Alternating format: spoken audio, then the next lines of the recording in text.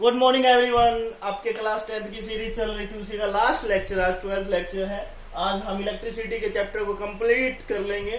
ठीक है, हमने 11 लेक्चर कर लिए हैं, इसी से रिलेटेड थोड़ा थोड़ा करके आज हम आपके समापन पर पहुंच गए हैं, चैप्टर के समापन पर। ठीक है, आज हम करेंगे क्या, application, practical application of heating effect of electricity. Heating effect क्या किया था हमने, H is equal to I square R T, H is equal to I square R T, ये हमने हीटिंग इफेक्ट पढ़ा था। ठीक है, अब इसकी फर्स्ट एप्लीकेशन है। फर्स्ट एप्लीकेशन क्या है, इन हीट जनरेटिंग अप्लायंस। जो हीट जनरेट करते हैं वो अप्लायंस कौन कौन से, जैसे जनरली आप घरों में यूज करते हो क्या क्या, जैसे इलेक्ट्रिक हीटर है, हीटर भी यूज करते हो। ठीक है, इलेक्ट्रिक प्रेस भी यूज करते हो, इलेक्ट्रिक रोड भी यूज करते हो, इलेक्ट्रिक ओवन भी यूज करते हो, इलेक्ट्रिक केटल भी यूज करते हो, इलेक्ट्रिक केटल चाय वगैरह बनाने के लिए, और इलेक्ट्रिक टोस्टर भी यूज करते हैं। ये सारे क्या है, हीटिंग अप्लायंस है। ठीक है ना, जो हीट जनरेट करते हैं। ठीक है, और इसमें वायर कौन सी यूज होती है, आप एक कंडीशन पढ़ेंगे, the element of electric heater is nichrome alloy. ये किससे बने होते हैं, नाइक्रोम अलॉय से बने होते हैं। और इनकी जो रेजिस्टेंस है, या फिर आप ये कह सकते हो रेजिस्टिविटी,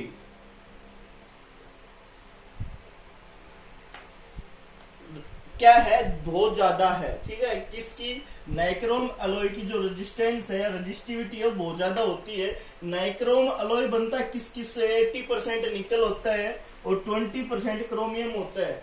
ठीक है ना भाई, हीटिंग जनरेटिंग इसकी कुछ एप्लीकेशंस है। उसी एप्लीकेशन में फर्स्ट एप्लीकेशन है प्रैक्टिकल एप्लीकेशन में हीटिंग इफेक्ट की। तो फर्स्ट एप्लीकेशन में क्या है, जो हीट जनरेट करते हैं, खाली हीट जनरेट करते हैं। जैसे आप लोगों ने गर्मियों में हीटर से हाथ सेके होंगे, अपने रूम को गर्म किया होगा, प्रेस से कपड़े प्रेस किए होंगे, इलेक्ट्रिक रोड से पानी गर्म किया होगा, ओवन में क्या खाना वाना गर्म किया होगा, केटल में चाय बनाई होगी, टोस्टर में ब्रेड वगैरह को टोस्ट किया होगा। ठीक है ना, अभी सबसे इंपॉर्टेंट क्या काफी बार क्वेश्चन पूछा गया है कि जो हीटिंग इफेक्ट में जो वायर यूज होती है, जो एलिमेंट यूज होता है, वो किसका बना होता है, नाइक्रोम का। नाइक्रोम में कितने परसेंट, कितनी मात्रा होती है, 80% ऑप्शन में भी डाल देंगे, 80% निकल, 20% क्रोमियम, या फिर अदर और कुछ भी डाल सकते हैं। ठीक है ना, अब इसकी सेकंड एप्लीकेशन है heating in heating plus light generating appliance.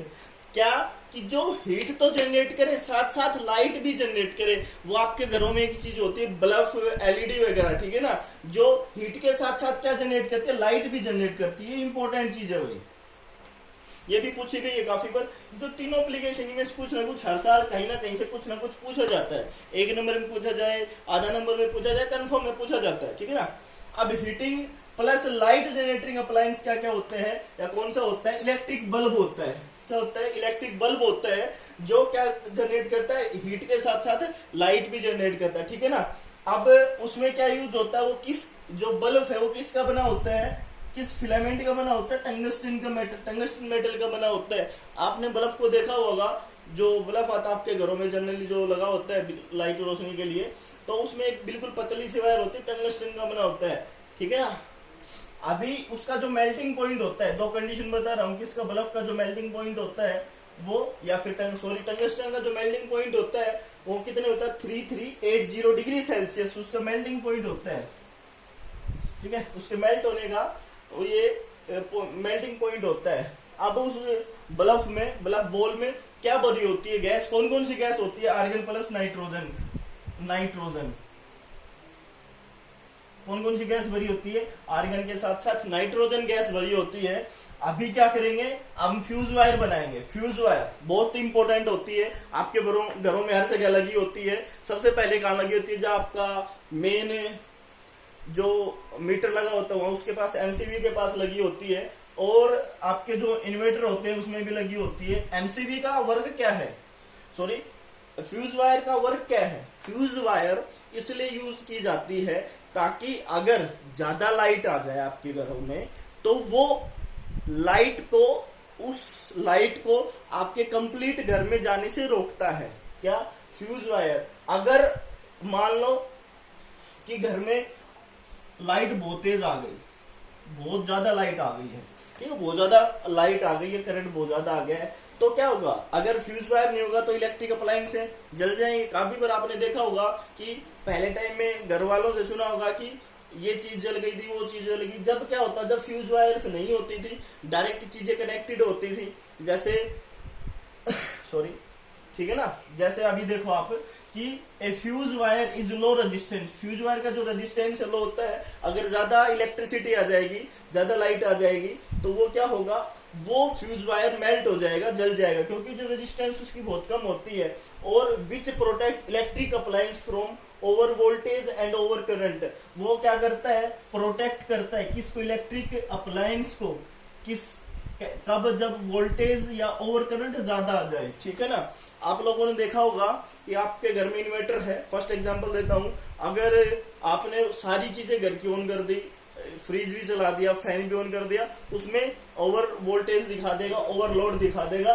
काफी बार क्या होता है कि आपका फ्यूज वायर भी उड़ जाता है, जिससे वो रेड उसमें फ्यूज वायर का सिग्नल भी दिखा देता है आपके इन्वर्टर में। घर पे देखना, अगर सभी के घर पे इन्वर्टर वगैरह होते हैं तो देखना आप लोग, उस पर लिखा होगा फ्यूज वायर का सिंबल, ठीक है ना। और दूसरा, जब घर की में इलेक्ट्रिसिटी आती है तो मीटर के पास एमसीबी लगी होती है, तो उसी के साथ, उसी के अंदर एक वो फ्यूज वायर लगा होता है। अगर ज्यादा लाइट आ जाए तो मेल्ट होके वो जल जाता है, और आगे आगे की जो इलेक्ट्रिसिटी है, जो भी आपकी इलेक्ट्रिक जो अप्लायंस है, वो सारे जलने से बच जाते हैं, इसलिए फ्यूज वायर्स का यूज किया जाता है।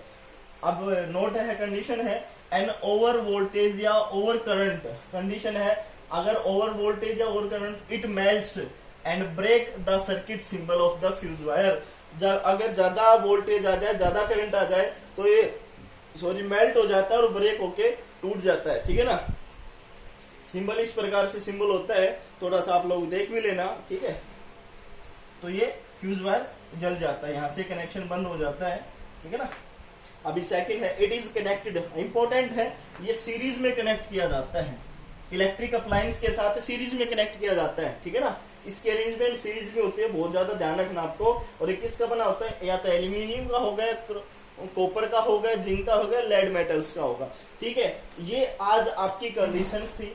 आपको ऑप्शन टाइप में यहाँ से ज्यादा चीजें पूछी जा सकती हैं कि फ्यूज वायर किस पर कैसे कनेक्ट होता है, सीरीज में कनेक्ट होता है, पैरेलल में होता है, या दोनों से कनेक्ट होता है, या इन दोनों में से कनेक्ट नहीं होता है, तो सीरीज में कनेक्ट होता है। मेल्टिंग पॉइंट टंगस्टन का कितना होता है, इतना होता है मेल्टिंग पॉइंट, 3380 डिग्री सेल्सियस उसका मेल्टिंग पॉइंट होता है। अब पूछ लेते हैं कि बताओ भाई कि जो उन अप्लायंस के नाम बताओ जो हीट प्लस लाइट दोनों देता है, तो इलेक्ट्रिक बल्ब, और इलेक्ट्रिक बल्ब में कौन सा मेटल लगा होता है, टंगस्टन मेटल होता है, ठीक है ना। अब ये भी पूछा जाता है कि जो इलेक्ट्रिक हीट जनरेटिंग अप्लायंस होते हैं उसमें कौन सा मेटल यूज होता है, तो नाइक्रोम मेटल यूज होता है। तो आज आपकी यूनिट का समापन हो गया है, कल से इसके एक्सरसाइज के क्वेश्चन, इसके एनसीईआरटी के क्वेश्चन, सारे क्वेश्चंस करेंगे। तो आज के लिए इतना ही, thank you, have a nice day, for wonderful day, thank you.